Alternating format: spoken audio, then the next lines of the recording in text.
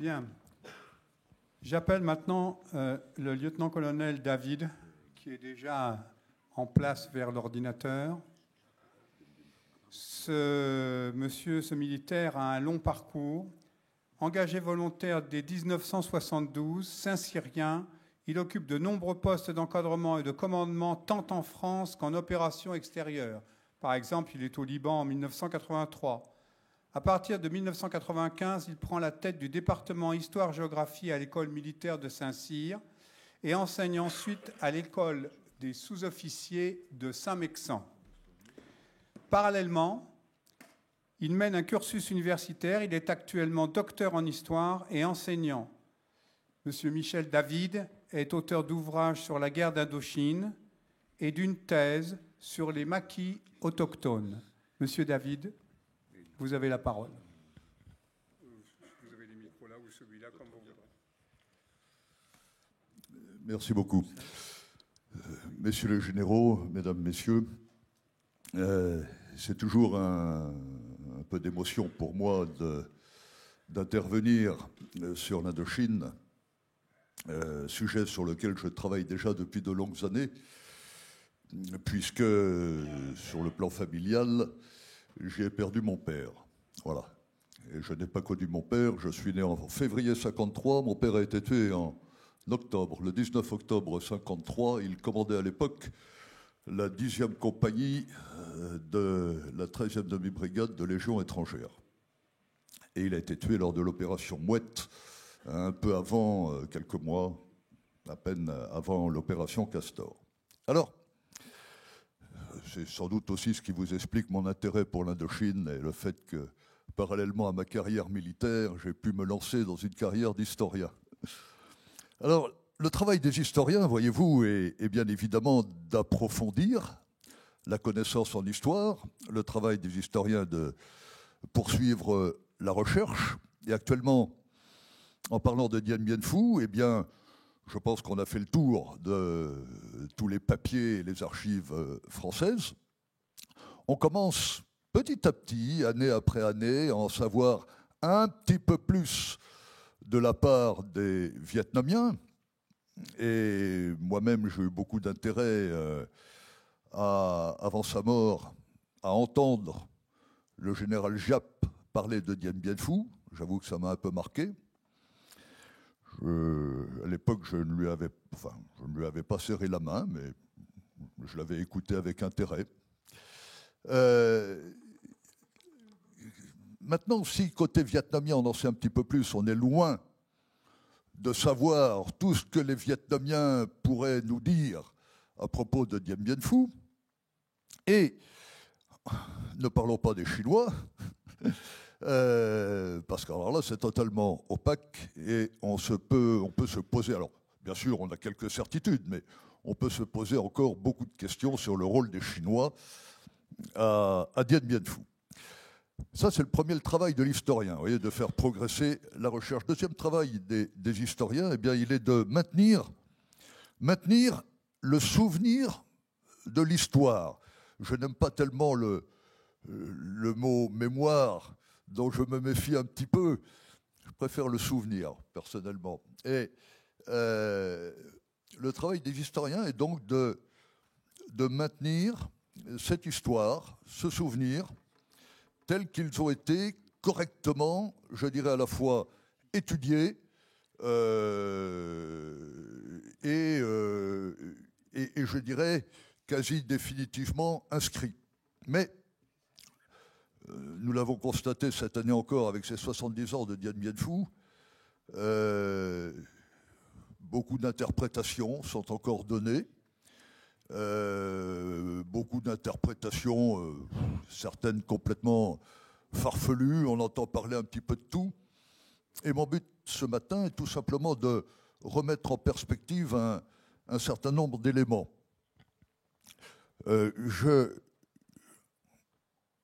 Attendez, comment est-ce que j'avance avec ce système-là ? Je crois qu'on était sur la bonne image tout à l'heure.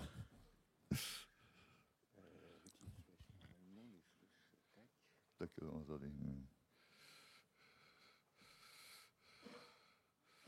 Voilà. C'est pourquoi, en accord avec Thierry Batman, nous avons convenu d'intituler cette petite communication « Pourquoi Dien Bien Phu ?»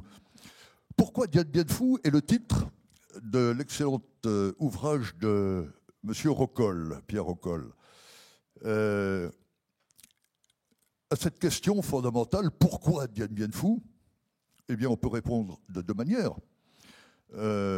Pourquoi s'être installé à Dien Bien Phu? Pourquoi avoir établi cette base aéroterrestre à Dien Bien Phu? Première réponse au pourquoi. Deuxième réponse au pourquoi. Mais alors que Nassan, dont on vient de parler, a été une réussite, pourquoi cet échec à Dien Bien Phu? Vous avez sous les yeux là, la plaine de Dien Bien Phu. Alors, première réponse. Navarre, le général Navarre, commandant en chef en Indochine, décide de s'installer à Dien Bien Phu pour des raisons politiques et pour des raisons militaires. Des raisons politiques. Il s'agit à l'époque d'interdire aux Viet Minh de pénétrer au Laos, pas tellement de pénétrer au Laos, il peut toujours le faire, mais disons de s'emparer de la capitale du Laos, Luang Prabang. D'autant plus qu'on vient de signer au mois d'octobre précédent des accords de défense avec le Laos. Ces accords de défense peuvent servir d'exemple avec les autres États associés d'Indochine, Cambodge et Vietnam. Et donc, il paraît bien évidemment évident que si le Viet Minh menace le Laos, la France se doit de répondre. Voilà. Le Laos, oui. Deuxième élément politique moins important peut-être, mais c'est le pays thaï. Depuis Auguste Pavie, quand on remonte dans toute l'histoire de l'Indochine, les Thaïs sont connus par les Français, ils ont toujours été fidèles à la France. Le président de la Fédération thaï, Deo Van Long, apporte son soutien à la France. On entretient un certain nombre de maquis en pays thaï, on entretient aussi un certain nombre de compagnies, de partisans thaïs. Et donc, il est intéressant aussi de continuer à conserver cette alliance des Thaïs et à préserver, si on le peut, leur capitale, Lai Chau. Voilà les raisons politiques. Les raisons militaires maintenant. Et combien de fois a-t-on entendu dire, mais qu'est-on allé faire dans cette cuvette, à 300 km du delta tonkinois et à 350 km des aérodromes d'Hanoï, au fin fond de la jungle, pourquoi être allé s'enfermer dans cette cuvette? Alors, ce terme de cuvette, je l'ai toujours trouvé malencontreux. Parce que du coup, le commandement, comme les autorités militaires, passent pour des andouilles. Voilà. Voilà. Vous avez sous les yeux, là, la plaine de Dien Bien Phu. Ce n'est pas une cuvette à proprement parler. La plaine de Dien Bien Phu, c'est une belle plaine de montagne qui fait environ 15 km dans sa dimension nord-sud, à peu près 7 km dans sa plus grande largeur est-ouest. Donc, une jolie plaine quand même. J'ai pris le temps, un jour, en sortant ma carte d'état-major, de mesurer le nombre de kilomètres carrés de rizières à Dien Bien Phu, car cette plaine est bien sûr une plaine risicole. Vous avez 80 kilomètres carrés de rizières, pas de rizières de montagne à étage, de rizières en fond de plaine, 80 kilomètres carrés. Voilà. Donc c'est une belle plaine. Pour vous la montrer sous un autre jour, la voilà. Vous voyez que c'est bien plat. La photo a été prise à partir de la piste Pavie, c'est-à-dire à partir du centre de la plaine. Et là, en direction, que je me souvienne bien, de l'ouest. Voilà. Donc là, on est au centre de cette plaine. Et puis,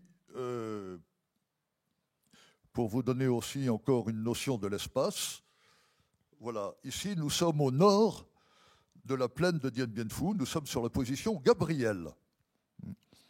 Position Gabriel et la photo est orientée vers le sud. Et vous voyez que quand on est au nord de la plaine de Dien Bien Phu, on a bien du mal à en distinguer l'autre bord.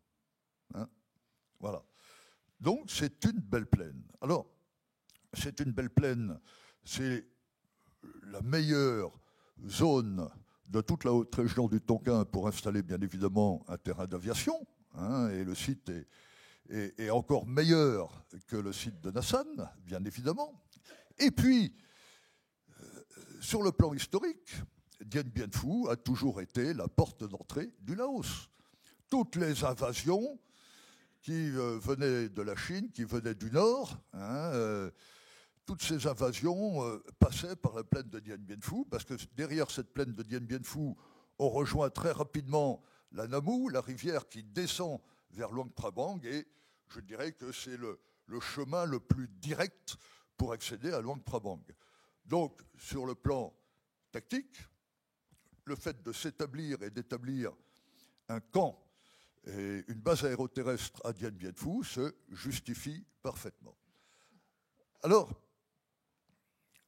certains ont dit au général Navarre, ont dit au général Cogny, qui commandait le Tonkin, oui, mais c'est loin.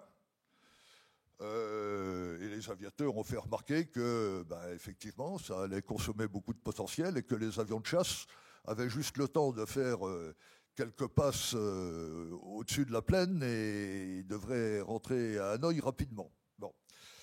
Donc pour l'aviation, mais c'était jouable quand même. Les aviateurs avaient surtout fait remarquer que la piste pouvait être inondée à la saison des pluies. Ça les inquiétait beaucoup. Voilà. Sinon, on a fait remarquer aussi que l'installation d'une base aéroterrestre à Dien Bien Phu allait dégarnir le delta du Tonkin et allait enlever des troupes au delta du Tonkin, mais bon, effectivement, ça affaiblissait un petit peu le delta, mais en même temps, si ça pouvait créer un abcès de fixation en haute région et détourner une grande partie du corps de bataille Viet Minh du delta, c'était intéressant. Or, la grande crainte pour la saison sèche de 53-54, c'était l'attaque en masse du Viet Minh sur le delta du Tonkin. Donc tout ce qui pouvait l'écarter du delta pouvait être bon à prendre. Voilà, vous voyez, des raisons militaires et des raisons politiques qui ont amené donc cette installation d'une base aéroterrestre. Je dis bien d'une base aéroterrestre à Dien Bien Phu. On ne parle pas encore de camp retranché, vous voyez. Et quand on porte un jugement sur Dien Bien Phu, il faut prendre bien garde à préciser de quelle date on parle. Est-ce qu'on parle de l'installation du camp de la base aéroterrestre? Est-ce qu'on parle ensuite de la transformation petit à petit de cette base en camp retranché? Est-ce qu'on parle de la plaine de Dien Bien Phu et puis de ce qu'elle deviendra dans les derniers jours? Parce que là, dans les derniers jours, les Viets vont couronner les crêtes qui dominent immédiatement le terrain d'aviation. Et là, effectivement, ça donnera l'impression d'une cuvette. Mais je vous fais remarquer que ces crêtes qui dominent immédiatement, et là, il y en a une, hein, on est sur Gabriel, ces crêtes qui dominent immédiatement le terrain d'aviation, eh bien, on les occupe. Et quand le Viet Minh passe à l'attaque le 13 mars, c'est le Viet Minh qui attaque du bas vers le haut. Car il doit conquérir Béatrice, ensuite il va conquérir Gabriel, un petit peu plus tard il y aura la bataille des 5 collines, ce sont les Français, les troupes du corps expéditionnaire qui sont au sommet des collines, hein, et là le Viet arrive par le bas. Donc vous voyez, quand on parle de Dien Bien Phu, il faut bien faire attention à l'époque, hein, que l'on veut illustrer. Alors, les raisons de la défaite, très rapidement. 5 minutes, eh bien ça ira. Les raisons de la défaite. Alors, bien évidemment, quand on évoque les raisons de cette défaite, de manière primordiale, il y a bien sûr l'affaire de l'aviation et l'affaire de l'artillerie. L'affaire de l'aviation, parce que rapidement, la piste de Dien Bien Phu sera mise hors d'usage par l'artillerie Viet Minh, donc les relèves, les approvisionnements ne pourront plus se faire par poser des différents avions que devait recevoir Dien Bien Phu, donc il faudra opérer par parachutage. Et surtout, bien sûr, le drame, c'est que tous nos blessés devront du coup rester sur place. Donc, problème de l'aviation qui n'a pas pu utiliser jusqu'au bout cette piste. Problème de l'aviation aussi, qui s'est révélé incapable, et là je parle de l'aviation de bombardement, qui s'est révélé incapable d'agir efficacement sur les voies logistiques du Viet Minh. Je n'irai pas plus loin puisque Mme Villatou vous parlera de l'aviation tout à l'heure.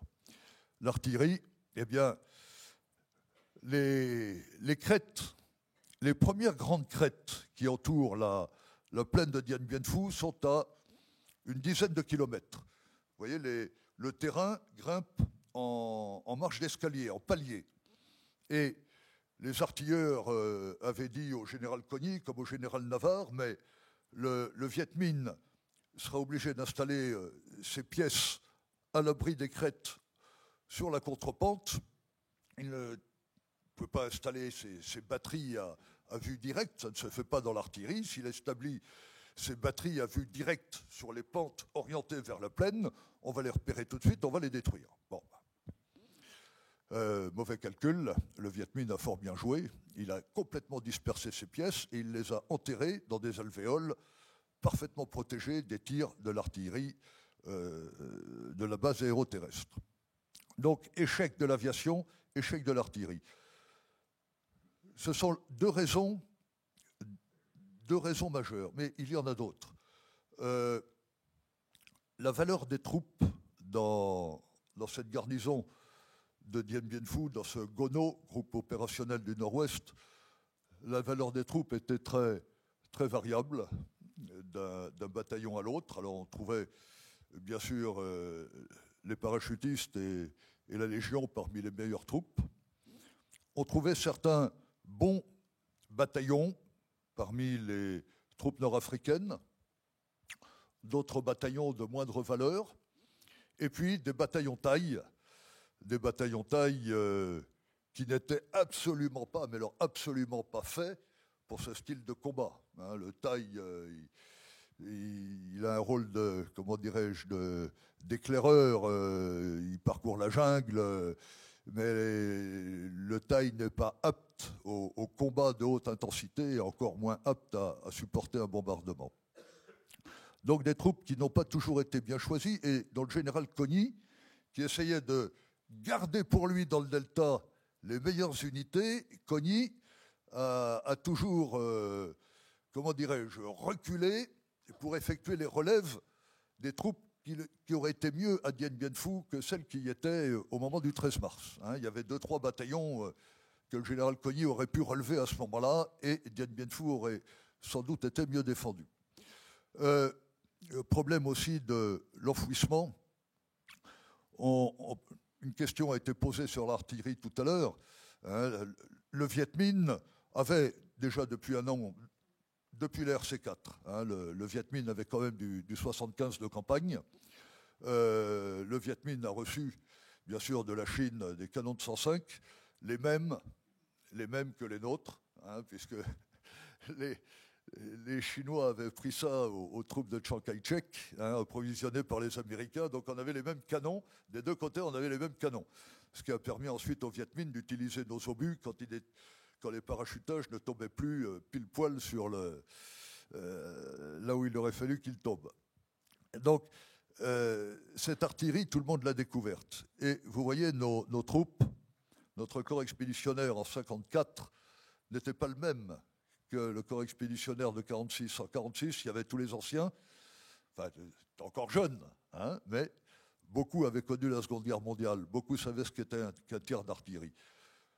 À 90% à Dien Bien Phu, hein, nos jeunes soldats découvrait un tir d'artillerie appliqué de manière extrêmement massive.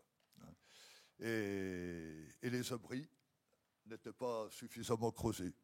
Pour se mettre à l'abri d'un tir d'artillerie de 105 mm, par exemple, il faut avoir au-dessus de la tête une bonne couche de rondins, si possible 2 couches, croisées, au-dessus 1 mètre de terre, et puis au-dessus du mètre de terre, ce qu'on appelle une couche d'éclatement, pour que l'obus, en arrivant, éclate sur la pierre. Voilà.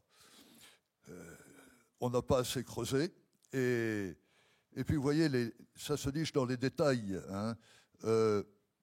Certes, Dien Bien Phu est entouré par la jungle, mais à proximité immédiate, il y avait peu d'arbres. C'était surtout de petits bambous, de la broussaille, etc. Et pour aller chercher des troncs, eh bien, il fallait faire plusieurs kilomètres et éventuellement, bien sûr, rencontrer le Viet Minh en sortant un petit peu de la plaine. Il n'y avait pas de cailloux beaucoup non plus. Donc, à tel point qu'il a même fallu transporter par avion du bois de charpente. Vous voyez, où les détails vont parfois se nicher. Bon, autre raison, je vais terminer, autre raison, dès le début de la bataille, et là c'est grave, et c'est grave parce que les contre-attaques n'avaient pas été préparées. Il y avait 2 bataillons qui devaient contre-attaquer en cas de besoin. Et bien, ma foi, on s'est rendu compte qu'après la chute de Béatrice, que malheureusement, ces contre-attaques n'avaient pas été préparées, n'ont pas eu lieu au moment de la perte de Béatrice, ont eu lieu avec retard, avec un retard malheureux et avec des troupes mal choisies, prévenues au dernier moment, au moment de la chute de Gabriel. Voilà, ça a été infiniment regrettable parce que d'emblée, en perdant Béatrice et Gabriel, on mettait en grave danger, bien évidemment, la piste d'aviation. En conclusion, vous voyez, je vous dirais que parfois, la défaite ou la victoire sont dues à un trait de génie du chef militaire ou à une action particulière qui d'emblée décide du sort de la bataille. À Dien Bien Phu, ça n'a pas été le cas. Ça n'a pas été le cas. La défaite est venue d'une addition de fautes, d'une addition d'erreurs, d'une addition de mauvais jugements.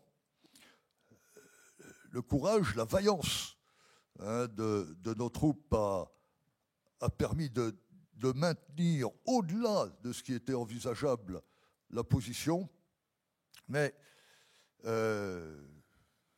bien évidemment, à un moment donné, ça devait craquer. Ils y ont cru jusqu'au bout. Ils y ont cru jusqu'au bout parce que il y avait Genève. À Genève, et je vous rappelle que la conférence de Genève, on l'avait annoncée en février, et c'est pour ça que le Viet Minh et la Chine ont mis tout leur potentiel dans la bataille. À Genève, tout le monde attendait l'annonce d'un cessez-le-feu, et en même temps, à Dien Bien Phu, on attendait aussi l'intervention des Américains, avec leurs bombardiers lourds basés en mer de Chine. Ça aurait pu être l'opération Vautour, conduite par les Américains. Les Américains, les chefs américains, les militaires américains, pour la plupart, étaient favorables à cette opération, voulaient bien aider les Français. Le Congrès américain était moins d'accord. Et puis, c'était aussi dans l'intérêt des Américains d'élargir le débat et de gagner du temps. Et finalement, Dien Bien Phu est tombé. Voilà ce que je tenais à vous dire ce matin. Merci, mon colonel. Merci beaucoup. Merci, mon colonel. Merci infiniment. Je prendrai une question aussi pour ne pas faire de jaloux. Allons-y, monsieur.